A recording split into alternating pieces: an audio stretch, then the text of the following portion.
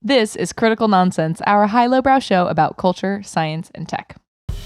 This week, Joey asks me about success.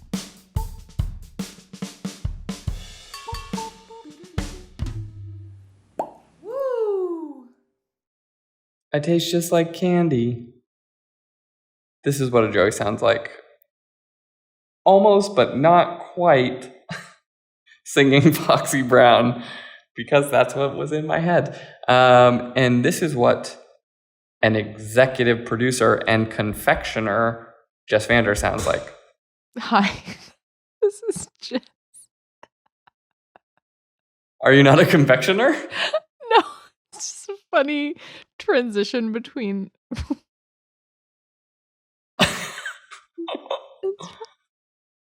We're just in a way. We're just. You're right. Yeah. We're just in a place, I guess. We're just in a place. Fun fact. So you might find yourself facing your pantry when you're trying to make a cake and realize that you don't have any powdered sugar. And then you will go to the internet and say, hey, is there anything I can do if I don't have powdered sugar? And they'll say, absolutely you can. Put your powdered sugar in a blender and it will powder your sugar. Or put your sugar in a blender to turn it into powdered sugar. And then you'll try that and you'll think it's going really well. And you're like, wow, this is a miracle. And then you'll try to make frosting with it and it won't work. And you'll be really mad at the internet for having tricked you into doing this. So the moral of the story is never trust the internet. And powdered sugar is a miraculously fine product that is very difficult to recreate in the homestead. Fiend. That was a really clear and succinct fun fact. I have two fun facts. One, a blue whale's heart is the size of a Volkswagen Beetle. Two, that story. I was just in a Volkswagen Beetle last week. What a vintage classic vehicle.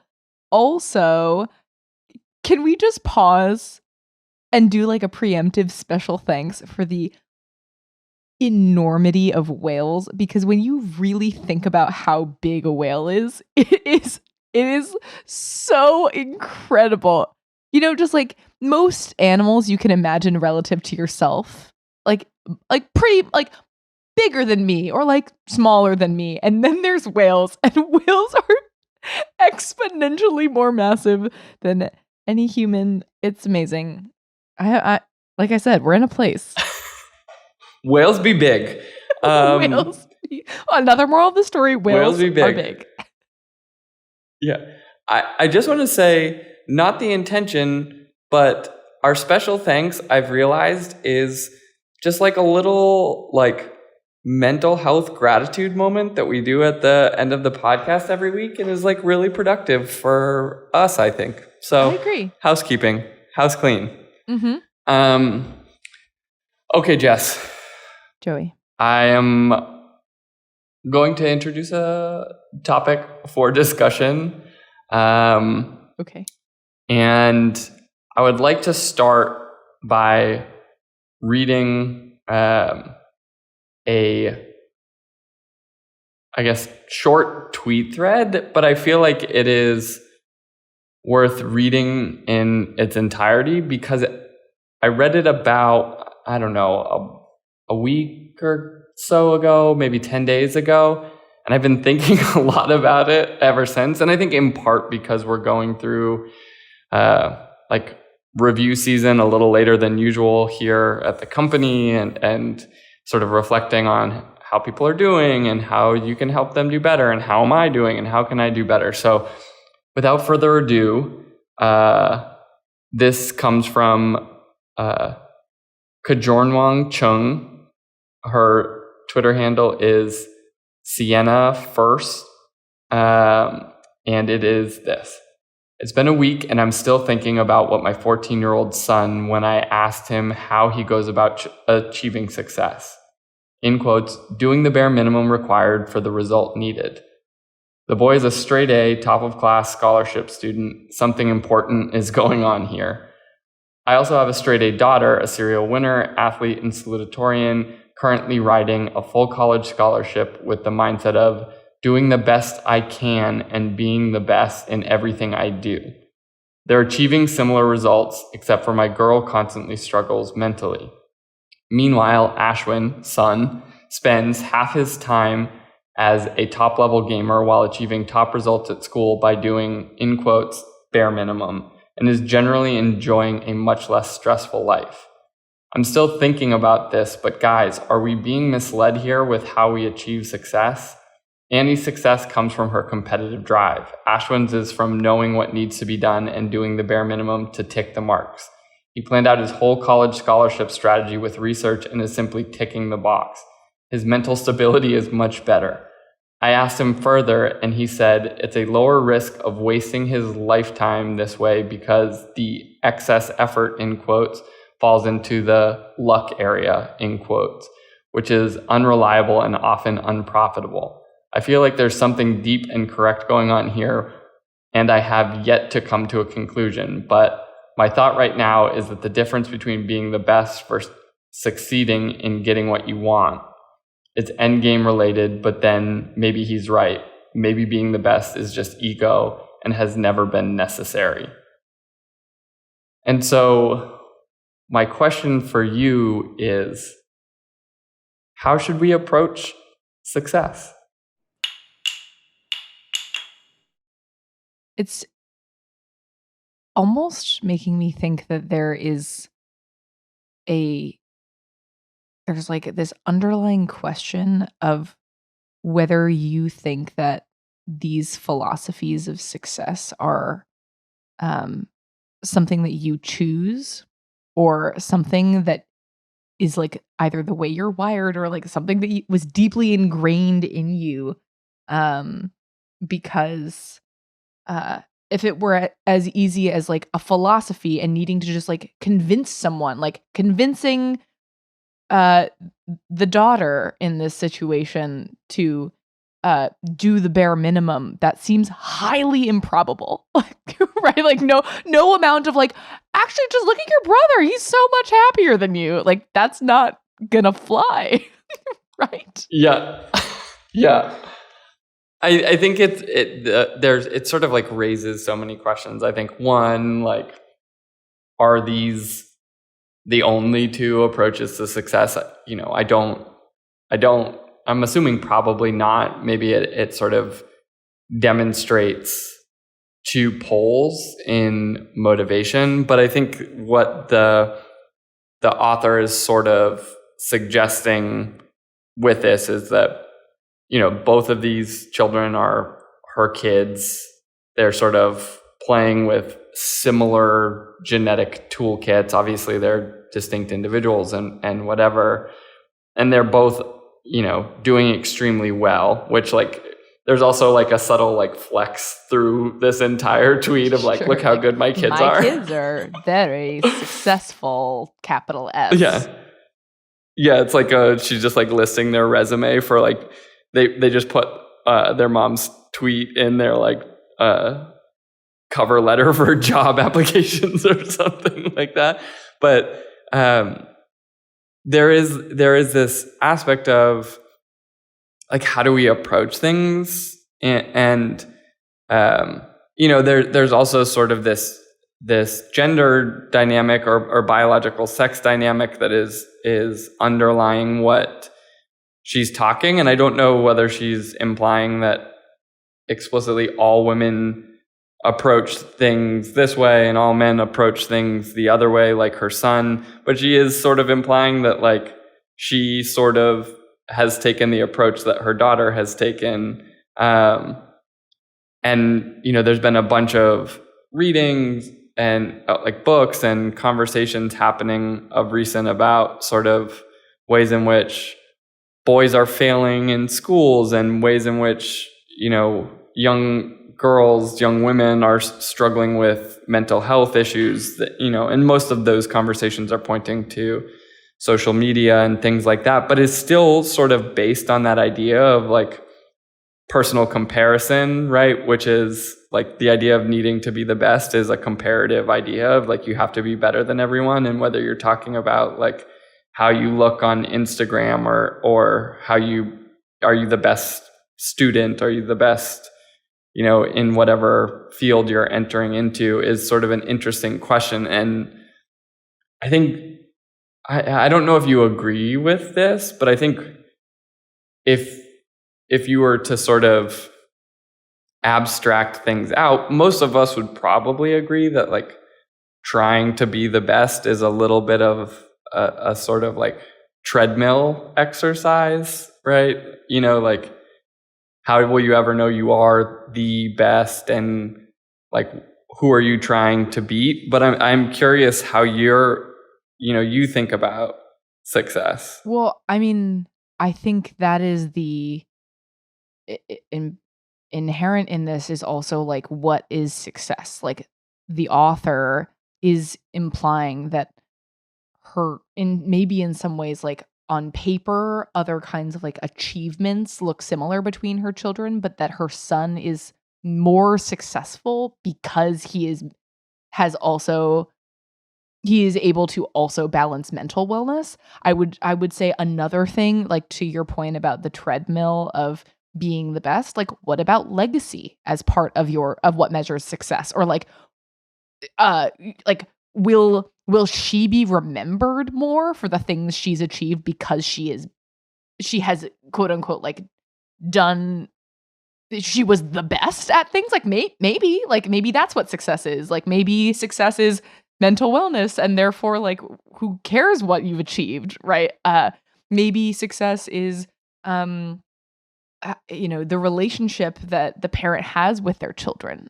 Like you know what I mean? There's just like it's nothing crazy, but I think that maybe this is what takes me back to that point about like how you internally might have this compass of what you think success is, and that might lead you to prioritize certain things that other people are like, but you're so unhappy, like why do you keep doing that? It's like, well, maybe if their interest is to try to be more happy, then they are not succeeding. But if their interest is to achieve other things, then that is a sacrifice. That's a compromise, actually. It's not a failure.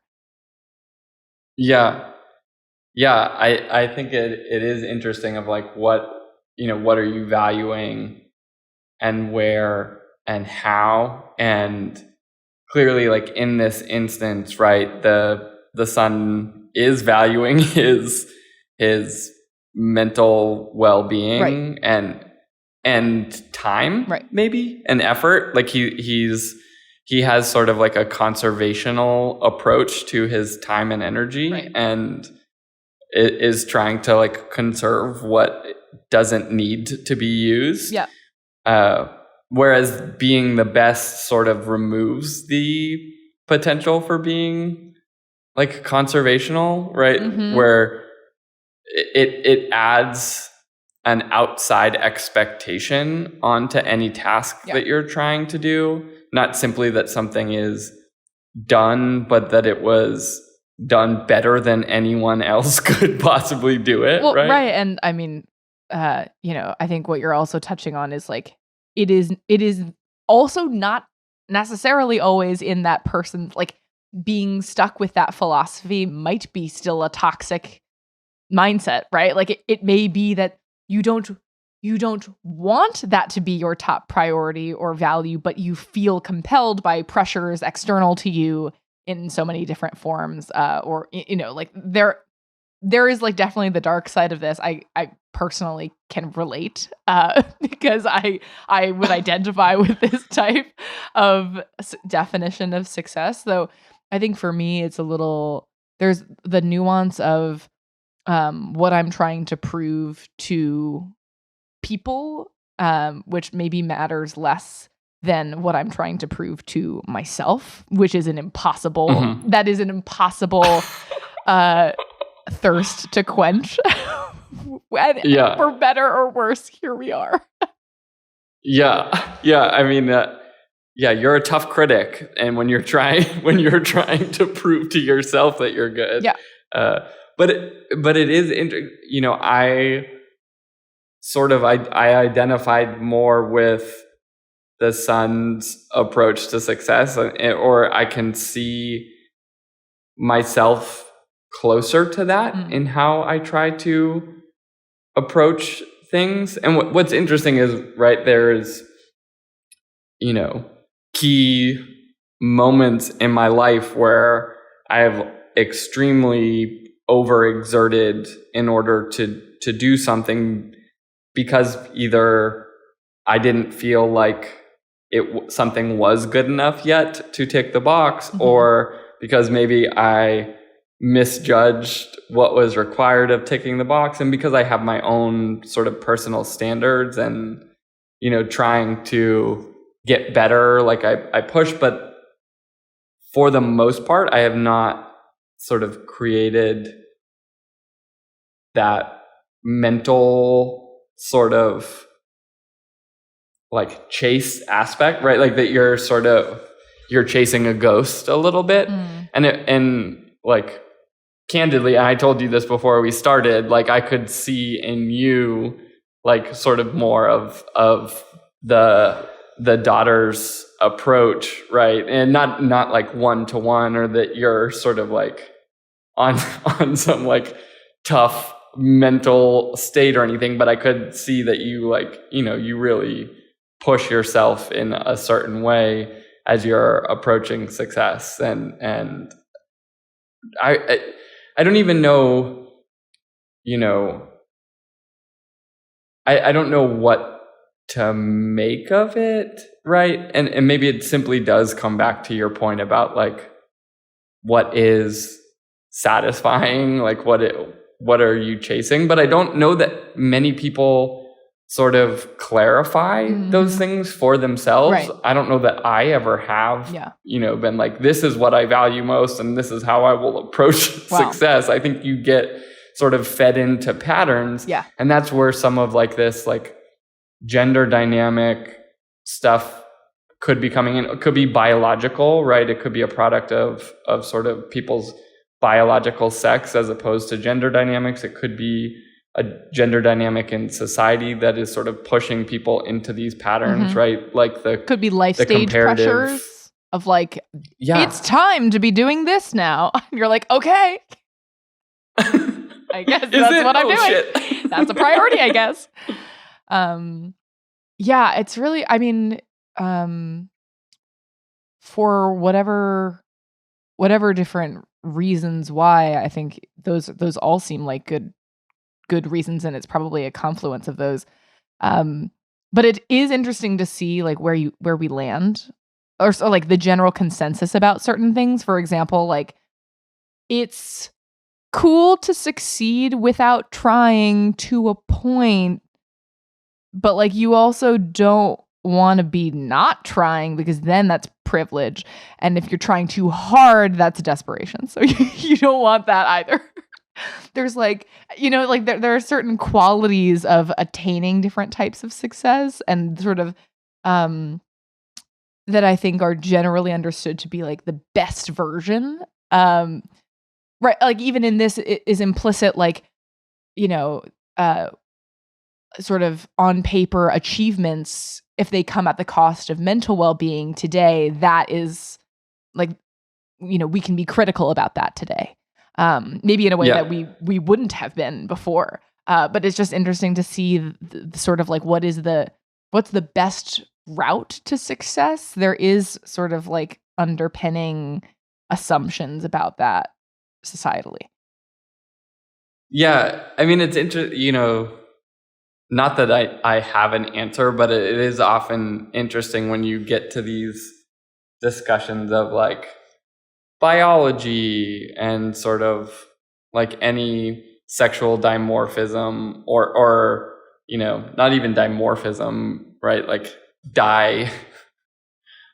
thoughtism, whatever that is. You sort of go in, or I go into like evolutionary mode and trying to be like, well, how would a evolutionary biologists think about this question to build up some hypothesis to study or something, right? Like, if you're saying like in like early human interactions, like men were hunting and women were gathering, like persistence hunting was like a big part of being on the savannah, and the idea of like needing to be able to assess and conserve energy in persistence hunting is like legitimately important. Like if that gazelle is too fast, or you did whatever, or you don't think you're going to be able to get it, like to stop hunting. You see this in animals a lot, right? Where they're like hunting and they know like the point to cut bait, so to speak, where it's like not going to get that one. Don't burn your energy. Too late. Yeah. It's like, it's over. And like in the flip side, right? Like historically and thankfully culturally, we're shifting the model, but like women were primarily taking care of children and child rearing and things like that. And like in those instances, you kind of want the best, right? Like you want to do whatever it takes to like help your offspring. These are like, it's really like armchair evolutionary biology, but and like trying to be like, is there a model for why this would happen? Yeah, I feel like jury's out on whether like, is that even relevant today? Yeah. I think like another related to that is like maybe in the last 5 years, all the conversation around like, what's it called? Cognitive labor, like the gender dynamics of cognitive labor. Emotional labor. Yeah, and emotional labor, especially in, the gender dynamic of partnerships or the household. And I like, there are patterns here. I don't know how causal they are. Like, I don't know how much they are related. Like, is that or biological versus cultural? Yeah, like does it? I don't know where it comes from, but like, sure, there are themes of like, okay, it seems like many women do a lot of thinking about things, like a lot more thinking, and think of all of the memes joking about that.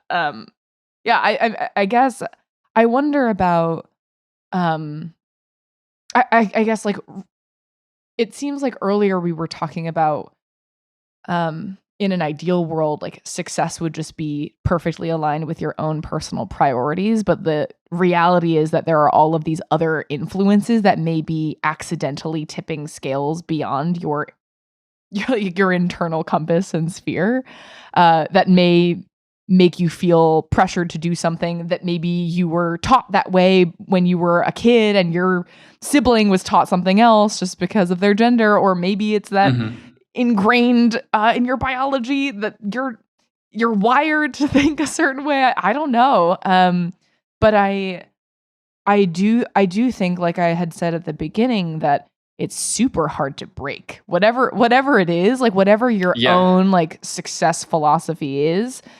However that was shaped is deeply entrenched and will, likely guide you. I think there's no wonder that you take one of those like Strengths Finder or something, and like competitiveness is a strength you can have. Like that can be a thing that is like deeply ingrained in you, and you just have to learn to coexist with it, for example. Or, you chill and your whole lifestyle is coasting, and if you happen to have that coupled with talent, like, cool. That sounds nice. Yeah. If you have the competitiveness and no talent, like, that sounds, you're so disappointing. You're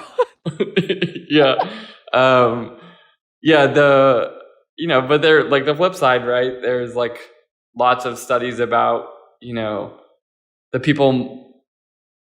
It's really tough to get into a law firm without a high-end degree from like a great institution. Politics, but the or like that, people who are most likely to get like the partner titles at the institutions is not like particularly correlated with the institutions that they went to. It's actually more correlated with like, did they have a job when they were 14 years old and things like that, right? Where there's like will can go a pretty long way. But it's interesting thinking about your sort of definition of success. I'm in like an interesting moment where there's like a little experiment happening in my life that I was not thinking about this way, right? Where my wife is out of town on a trip with one of her best friends for a week, and I'm solo parenting, and like, the wheels haven't fallen off, like nothing has gone wrong, but like our approaches are so, not like at odds with each other, but they're like very different, right? Like I'm in that like bare minimum to achieve success mode, right? Like she has had lunch every day. She has been like bathed and, like got to school on time, like done all of those things. But, my wife normally, and how we sort of distribute the labor, she'll like prep her lunches, and my wife just makes better lunches for her at like, and more variety. It's like her lunches this week have been like grilled cheese twice, mac and cheese twice, and then like a different pasta the other day, and there were like vegetables in each, fruit in each, and a snack. Like, so it's still like getting the food pyramid, but like her lunches are better. Thriving. Yeah. My wife's lunches are better. Or like one day I just didn't give her a bath, and like it was fine, okay. Yeah, I mean, and this is yet again the distinction between success and satisfaction. Like, so long as you and your daughter are both satisfied, like that's cool. But like, if your wife is willing to put in more effort, because she won't be satisfied unless, you know what I mean? And honestly, to be fair, like Emerson probably knows it's not as good. Like, let's be real. I've gotten messages from her after school voice memos saying like, thank you for my amazing lunch, Dada. So oh my God, I don't know. This is yet again an example of men getting accolades and rewarded for doing the bare minimum, and women being expected to do so much more. It's like, oh yeah, I do think one diaper, Dad. So proud of you. Parenting is actually an interesting test case. Yeah, it fully is. But also, by the way, like I'm not the favorite parent. Like I wrote something this week of like, it's an interesting experiment where like everyone in my family knows who the top parent is. Like, and it's not shameful. I am loved. Like, I don't have a problem. I know who the favorite is and whatever. Yeah. But this week I'm the only parent. So then all of a sudden I'm the top parent also. And it's like an interesting experience to suddenly be in that position and feel what that's like. But I would be remiss in not bringing up sort of the potential for cultural dynamics in this thing too. Not that it is sort of like, even if it is in some way gendered in our approaches or whatever, it is just as easily a byproduct of sort of like an intersectional perspective on this, right? That men have been in like historically the positions of power in society, and that people who are have been in sort of groups that were not in those positions of power, minority groups or underrepresented, underserved, whatever, whichever way intersectionally you do it, have to do more in a way that I think we all agree is unjust in order to sort of be able to achieve equivalent success. And so I don't want to lose the potential that it is as simple as that. But some of the stuff around the ways in which boys are currently like failing in schools and both in like primary, high school, and college achievement, I think is sort of an interesting demonstration that the sort of subjugation of certain groups historically, or sort of restrictions that were put on those groups, are real, and we're trying to make cultural changes. But also what you're seeing now is that women are achieving higher levels of college success at a pretty significant degree now, honestly. It's like getting... I don't want to be misquoted, and so this could be wrong, or I don't want to misquote, but I think it was like 70% of college graduates now are women, like in recent matriculation rates, which I was like, that's a massive difference. And so, does this change over time as women are able to rise into more and more positions of power in society? Does this thing go away? And that becomes like an ultimate test of like, is this a thing that is outside of historical structures of power and is actually something more ingrained in us, even if still cultural? Is just like the way we approach parenting, the way we approach teaching and training boys versus girls, and whatever else. Yeah, I mean, yet again, I'd say, like, as measured by what? Like, as measured by college graduations. Like, maybe that's like, it's working. Maybe the hustle is good, but like, that might not be the only metric. It's complicated, but it is an interesting question. Yeah. I mean, I think the thing I would say, just as we start to wrap this up, is like, I feel like your happiness has to be part of it. The articles that were, what was that? I didn't watch the show on Netflix, but there was like a lot of stuff being written around like the problem with No idea. Liebman or something like that. No idea. I'll look it up.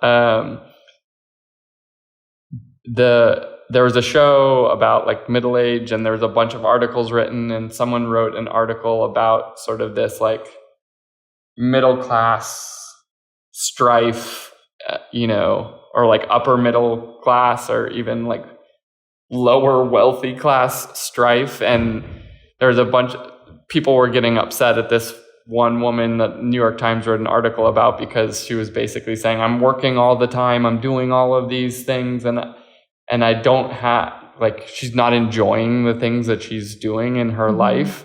And it felt like that was sort of a demonstration of this same idea that this original mother in the tweet was sort of talking about, of like, she's trying to do so much and is succeeding on those things. But, in the way the woman in this article was talking about it, is like, she's not giving herself any time to appreciate her success. And so it feels like you have to, like, success that you can enjoy feels kind of hollow, right?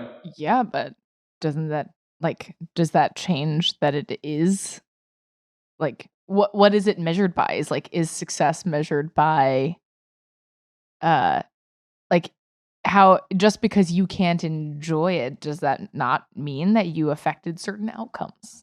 For example, like, maybe you just like helped a lot of people and it sucked, but like, you did it. I don't know. It depends on the thing. I think it's a good question. There's sort of like the moral judgment on it, right? It's like, at what cost? But I don't know. Yeah, I don't know. Also, I think this is maybe easier for me to question, maybe being on the other side of things, like maybe your bias as someone who's like just trying to get by and not